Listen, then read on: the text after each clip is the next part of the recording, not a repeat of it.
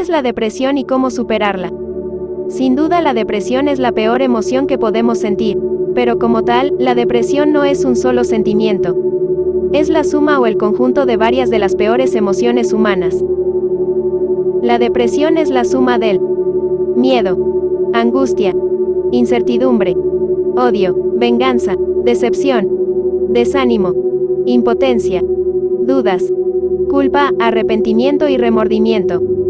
Aunque la principal razón de la depresión es el perder algo preciado, tanto un objeto, un ser querido o alguna persona. Pero la depresión también causa el perder la fe, esperanza, la alegría, la felicidad, la paz, la tranquilidad, incluso las ganas de vivir y seguir adelante. La depresión nos hace dudar de nuestras creencias y de nuestra propia vida.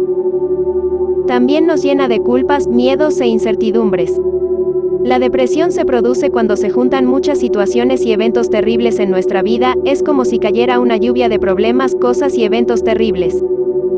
Y al ser muchos, nos sentimos abrumados y sobrepasados para poder resolverlos. La depresión nos hace dudar y cuestionar nuestras creencias y acerca de Dios, así también nos hace culparnos por los problemas y situaciones. Pero la depresión es algo que no se puede olvidar o eliminar, se tiene que superar. La depresión es causada también por la pérdida de algún bien material, así también por el no haber podido alcanzar una meta, objetivo o expectativa. Este tipo de depresión suele ser menos fuerte que la causada por la pérdida de un ser querido. Pero aún así es algo que afecta mucho en nuestro desarrollo personal, ánimo y ganas de seguir adelante. En el caso de la pérdida de un ser querido, influyen varias razones y sentimientos muy fuertes, como la dependencia económica hacia esa persona, la dependencia emocional y la dependencia hacia las labores o responsabilidades de dicha persona.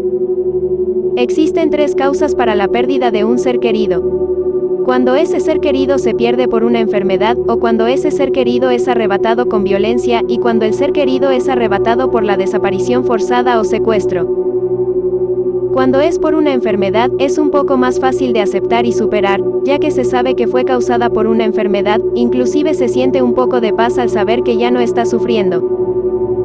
Cuando la pérdida de un ser querido es causado por la violencia, es mucho más difícil de superar, ya que influyen los sentimientos de odio hacia la persona o grupos de personas causantes de la pérdida. Y solo puede ser superada hasta que esa persona o grupo son arrestadas y castigadas, lo cual casi nunca sucede y menos en México. Pero cuando la pérdida de un ser querido es debido a las desapariciones forzadas o secuestros, lo cual causa una gran angustia, al no saber si está viva o muerta. Es una de las peores situaciones por las que puede pasar un ser humano, ya que la angustia es causada por la incertidumbre. Y esto es aumentado por las propias autoridades, al hacerles creer y tratar de convencer que ellos o ellas se juntaban o eran parte de grupos delictivos, y que por eso desaparecieron. Y esto causa en los familiares de las personas desaparecidas no solo el sentimiento adicional del duelo y la angustia, más el de tratar de limpiar la imagen del ser desaparecido, pero esa actitud de la autoridad es despreciable y absurda. La depresión, aun siendo emociones, pensamientos y sentimientos, provocan graves problemas físicos importantes, tales como pérdida de fuerza física, una baja importante de peso, problemas del corazón, insomnio crónico, problemas respiratorios, problemas estomacales, migraña y dolores extremos de cabeza, etc. ¿Cómo superar la depresión? Al igual que la decepción, la depresión se debe de superar.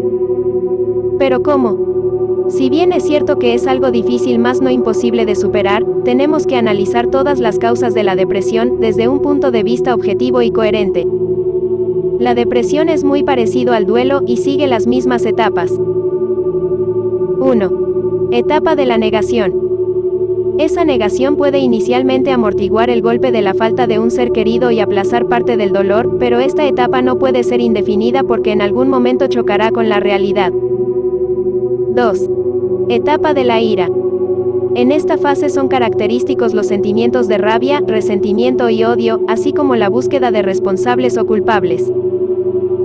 La ira aparece ante la frustración e impotencia de que la muerte es irreversible, de que no hay solución posible y se puede proyectar esa rabia hacia el entorno, incluidas otras personas allegadas. 3. Etapa de la negociación. En esta fase las personas fantasean con la idea de que se puede revertir o cambiar el hecho de la muerte. Es común preguntarse, ¿qué habría pasado si? O pensar en estrategias que habrían evitado el resultado final, como y si hubiera hecho esto o lo otro. 4. Etapa de la depresión. La tristeza profunda y la sensación de vacío son características de esta fase, cuyo nombre no se refiere a una depresión clínica como un problema de salud mental, sino a un conjunto de emociones vinculadas a la tristeza natural ante la pérdida de un ser querido. Algunas personas pueden sentir que no tienen incentivos, razones y motivos para continuar viviendo en su día a día sin la persona que murió y pueden aislarse de los demás y de su entorno. 5.